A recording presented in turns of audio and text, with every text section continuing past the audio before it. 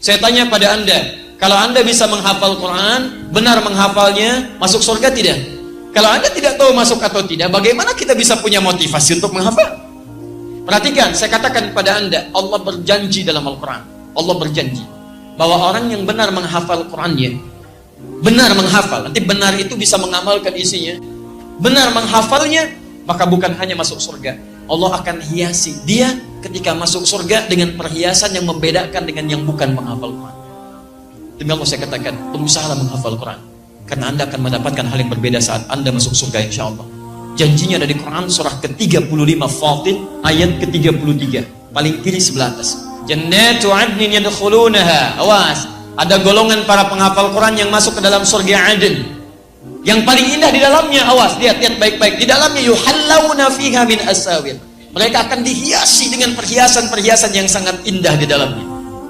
Nanti tafsirnya ada di At-Tirmidzi nomor hadis 2915. Ketika seorang penghafal akan diminta naik ke surga, Masya Allah, maka nanti ada firman-Nya mengatakan, waqra waqar. Saat Anda naik ke surga, bacakan bacaan Quranmu yang biasa engkau bacakan saat di dunia. Setiap dibaca, naik. Setiap baca, naik. Tiba-tiba Qurannya mengatakan, ya Allah, lihat baik-baik. Allahumma halli. Ya Allah, sebelum naik dia ke surga, hiasi dulu dia. Bedakan dengan yang bukan penghafal. Fayulbasu ilaihi tajul karamah. Maka dipakaikan di kepalanya mahkota kehormatan. Tayyib. Kemudian dipanggil orang tuanya. Sepanjang dia beriman pada Allah, beramal saleh, maka dipakaikan mahkota di kepala kedua orang tuanya sepanjang dia beriman dan beramal saleh. Dipakaikan oleh anaknya langsung.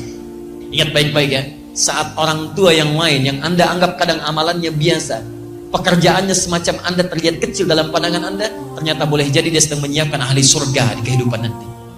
Ketika dipakaikan di kepalanya, Qurannya mengatakan lagi, Allahumma zidhu. Ya Allah, tolong tambahkan pada penghafal Quran, bedakan dengan fasilitator. Fayulbasu ilaihi libasal karamah. Maka dipakaikan padanya jubah kehormatan. Maka naiklah dia ke dalam surga. Perhatikan, ketika dia naik ke dalam surga itu disebutkan jannatu adnin. Ketika dia naik ke surganya, maka diteruskan. Buka Quran surah ke-13 ayat 23 sampai 24.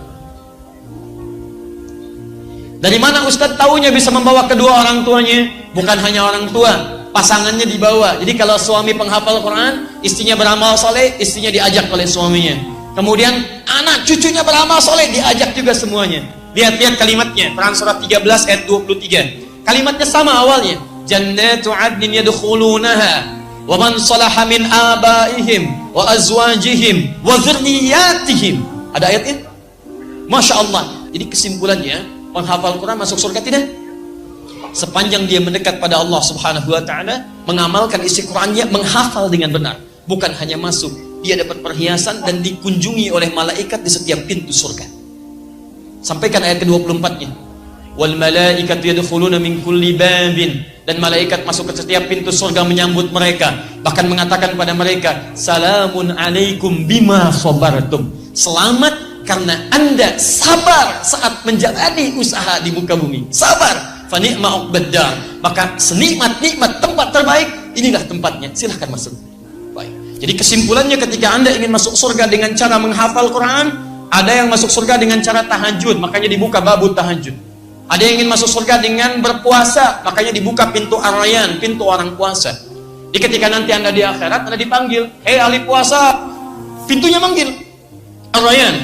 Di begitu masuk, ughliqat, ditutup. Ughliqa itu bukan ghallaqa, jadi ada aghlaqa, ada ghallaqa, beda. Kalau ghallaqa, nutupnya pelan-pelan, sehingga masih bisa ngintip. Perhatikan baik-baik. Ughliqat, ditutup. Kalau aghlaqa pakai hamzah itu seketika, tutup. Begitu ahli puasa masuk ke pintu surga, masuk semuanya, tutup seketika, tutupnya kencang. Jadi tidak ada kesempatan orang lain untuk mengintip. Ada apa sih? Babu tahajud, ahli tahajud masuk, ahli tahajud. Ahli Quran punya pintu sendiri. Ayo siapkan, Anda harus punya cita-cita.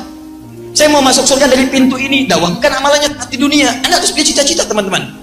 Yang paling hebat adalah orang yang diperebutkan oleh semua pintu itu. Semua pintu mengatakan, dan nanti Abu Bakar As-Siddiq radhiyallahu taala anhu berusaha bermohon kepada Allah dengan kalimat-kalimat Nabi, meminta isyarat. Ya Rasulullah, adakah yang bisa masuk dari semua pintu itu? Kata Nabi, saya bermohon kepada Allah supaya engkau menjadi bagian darinya. Dan berita baiknya, ahli Quran itu salah satunya akan diperebutkan oleh pintu-pintu itu. Karena ahli Quran, dia pasti rajin tahajud. Ahli Quran, dia pasti rajin puasa. Ahli Quran yang benar, dia pasti rajin sedekah. Anda belum jadi ahli Quran yang terbaik, kalau belum bisa mewujudkan pintu-pintu yang dimaksudkan tadi. Mustahil ada ahli Quran meninggalkan tahajud, mustahil. Mustahil ada ahli Quran tidak senang dengan puasa sunnah. Mustahil ada ahli Quran tidak senang dengan sedekah. Ketika berkumpul Quran dalam jiwa Anda, disitulah puncak kebaikan tersemai dalam jasad Anda.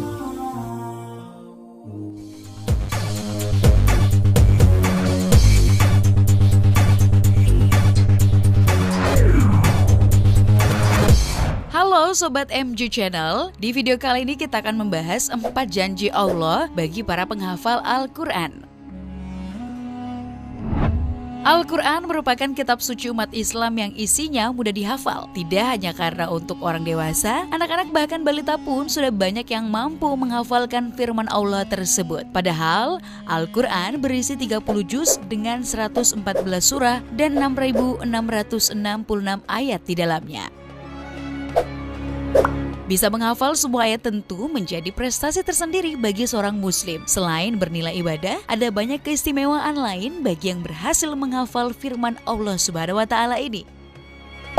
Ternyata Allah Subhanahu wa Ta'ala telah berjanji kepada muslim yang menghafal Al-Quran. 4 janji Allah ini pastinya membuat setiap kita ingin menjadi penghafal kalam Allah tersebut. Tidak hanya itu, tidak hanya untuk diri sendiri. Allah Subhanahu wa Ta'ala juga menjanjikan kebaikan bagi keluarga orang-orang yang menghafal Al-Quran. Apa saja janji tersebut? Berikut kita akan mengulasnya. Tapi jangan lupa, sebelum itu like dan juga subscribe MG Channel dan juga nyalakan lonceng notifikasi untuk mendapatkan video terbaru dari MG Channel.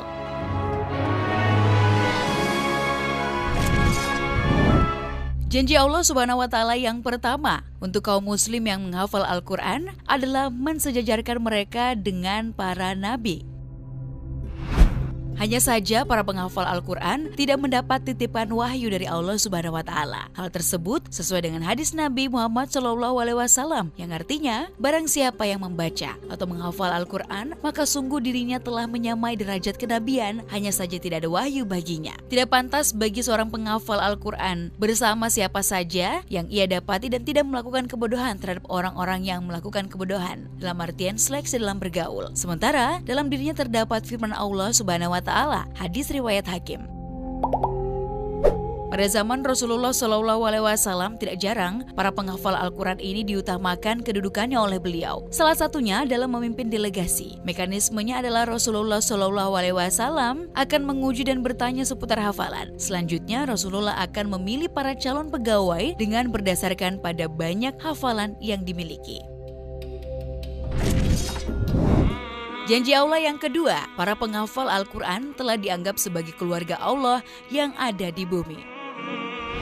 Kaum muslim yang sudah menghafal Al-Quran tentu saja telah diberikan anugerah berupa ilmu. Bahkan karena hal tersebut, para penghafal Al-Quran telah dianggap sebagai keluarga Allah Subhanahu wa Ta'ala di bumi. Hal ini sesuai dengan hadis Rasulullah SAW. Sesungguhnya Allah itu mempunyai keluarga yang terdiri daripada manusia. Kemudian Anas berkata lagi, "Siapakah mereka itu, wahai Rasulullah?" Baginda menjawab, yaitu ahli Quran atau orang yang membaca atau menghafal Al-Quran dan mengamalkannya. Mereka adalah keluarga Allah dan orang-orang yang istimewa bagi Allah Subhanahu wa Ta'ala. Hadis riwayat Ahmad.